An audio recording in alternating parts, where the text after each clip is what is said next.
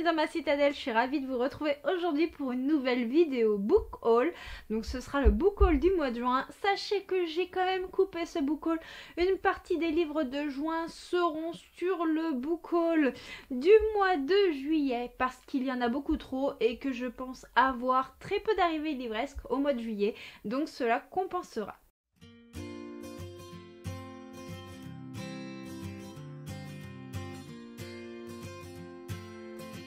Comme d'habitude, je vais vous présenter les livres par ordre de taille et on va donc commencer tout de suite par les mangas. Le premier dont je vais vous parler et que j'ai eu ce mois-ci, il s'agit de Mashle, le tome 3 de Harime Komoto, publié chez Kazé Manga, qui est un manga à mi-chemin entre One Punch Man et Harry Potter, un manga assez parodique mais qui va prendre une tournure totalement différente et j'avais adoré ce côté humoristique, ce côté décadent des deux premiers tomes, donc j'ai hâte de découvrir ce tome 3 prochainement. Continuons avec des mangas dans l'univers un petit peu fantaisiste avec Dahlia, artisane magicienne, le tome 3 de Megumi Sumikawa et Isaya Amagishi.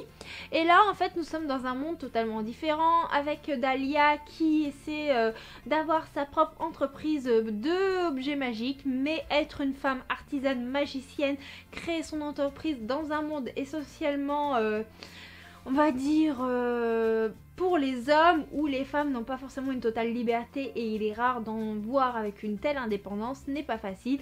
Et nous suivons cette jeune femme dans son combat, à la fois dans cet univers magique mais féministe et j'adore ça. Continuons avec la magie parce que j'ai reçu et j'ai même déjà lu d'ailleurs le 8e tome de l'Atelier des sorciers où nous continuons à suivre Coco, une sorcière et ses jeunes amis dans leurs aventures, leurs apprentissages magiques et tout ce qui s'ensuit. Je ne vous en dis pas plus mais sachez que mon avis a déjà été publié en vlog et je ne sais pas si mon update lecture le concernant sera déjà en ligne ou pas lors de la sortie de cette vidéo. Passons à tout ce qui va toucher au roman et le premier dont je vais vous parler n'est pas des moindres parce qu'il s'agit du premier tome de Dark Element, une saga de Jennifer Armentrout publié chez les éditions J'ai lu et nous allons suivre Layla qui est un être unique et qui est capable de tuer les êtres vivants avec un simple baiser et c'est là qu'on va faire sa connaissance, on va apprendre plein de choses sur ses origines et j'ai vraiment hâte de découvrir cette plume qui paraît est géniale et on m'a dit que cette saga était vraiment addictive. Je vais à présent vous parler de la suite d'une saga complètement badass avec le tome 4 partie 1 de Keleana de Sarah J. Maas publié chez la Martinière Jeunesse et j'ai hâte de voir où va en venir Sarah J. Maas. Enfin non, j'ai hâte de voir, non je le sais déjà parce que je l'ai déjà lu au jour où je vous parle, mais la plume de Sarah J. Maas est délectable, ce tome 4 est incroyable, c'est une saga coup de cœur et maintenant je n'ai qu'une hâte, c'est d'avoir la partie 2 de ce tome 4 afin de me délecter de toutes ces nouvelles aventures. Je ne sais pas vous mais moi j'ai adoré le premier tome de Nevernight, je ne pouvais donc pas passer à côté de cette sortie avec le tome 2 de Nevernight de J. Christophe paru chez De Saxus et là nous avons le format Tok Tok qui est absolument magnifique. Je vous montre et je ne sais pas si je vous ai déjà montré l'intérieur mais regardez-moi cette beauté. Il est incroyablement beau, nous avons une belle carte à l'intérieur de la jaquette sans compter celles qui sont à l'intérieur du roman et j'ai hâte de connaître la suite des aventures de Mia qui est devenue une assassin accomplie et voir comment va se développer cet univers qui est très très sombre. Qui dit été, qui dit fraîcheur et c'est pour cela que j'ai totalement craqué sur le premier tome de la trilogie de Sérens de Mélissa Scanu publié chez les éditions Plume Blanche, une maison d'édition que j'affectionne énormément et dont le travail éditorial est vraiment superbement travaillé. Et là nous allons suivre Faye qui est une humaine en apparence mais qui ne se sent pas à sa place sur la terre et qui est invraisemblablement attirée par l'eau et c'est là qu'elle va apprendre qu'elle est une sérène. Elle ne va pas comprendre pourquoi elle est dans un autre monde que le sien et donc nous allons partir à la découverte de cela. Sur la chaîne je vous ai déjà parlé du premier tome des larmes de Sahel que j'ai adoré, qui a été un énorme coup de cœur, je vous en ai parlé en vlog. Je pense que le point lecture n'est pas encore publié à l'heure où je vous publie cette vidéo mais j'ai bien entendu du coup craqué sur la suite pour savoir comment Arcana et le peuple sahélien vont s'en sortir et ce qui va advenir suite aux événements qui ont précédé. Le prochain livre dont je vais vous parler, il s'agit du dernier bébé d'Alexiane de Lys avec de sang, d'écume et de glace, publié chez Michel Lafon. Nous avons le tome 1, nous allons suivre une adolescente qui est atteinte d'une maladie mystérieuse. C'est là qu'elle va se retrouver chez sa grand-mère et qu'elle va se sentir vraiment attirée par l'océan. Sauf que celui-ci est plein d'êtres qui sont assez maléfiques et peut-être que nous découvrirons les origines de la jeune femme qui lui sont véritables et tout cela bercé par la mythologie parce que d'après ce que j'ai compris, il y a beaucoup de choses qui sont remises en question et notre adolescente s'appelle Perséphone.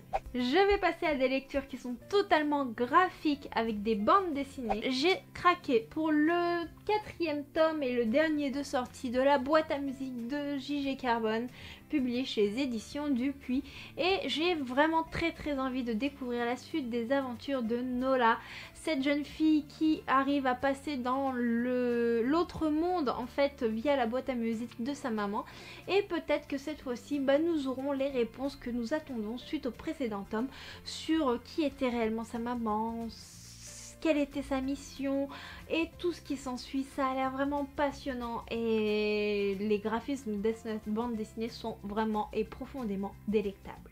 J'ai également fait une autre acquisition qui est vraiment très belle au niveau graphisme. Il s'agit du tome 2 d'Holoter Flame de Marianne Alexandre, publié chez Jungle. Et là, nous allons continuer à suivre les aventures d'Holoter et de Chatterton, son chat sentinelle qui le guide dans son objectif de devenir un chasseur de monstres accompli. Voilà, donc je vous avais brièvement parlé du tome 1 sur la chaîne. Je sais pas si le point lecture concernant ce tome 2 que j'ai déjà lu est paru ou pas, mais je vous en ai parlé en vlog et je sais déjà que cette bande dessinée qui est destinée quand même à un public assez jeune plaît parce que mon frère de 10 ans l'a totalement adoré. Que serait un book haul sans une œuvre de Audrey Alouette? Il fallait bien sûr que je vous présente une bande dessinée de Princesse Sarah, non? Qu'en pensez-vous?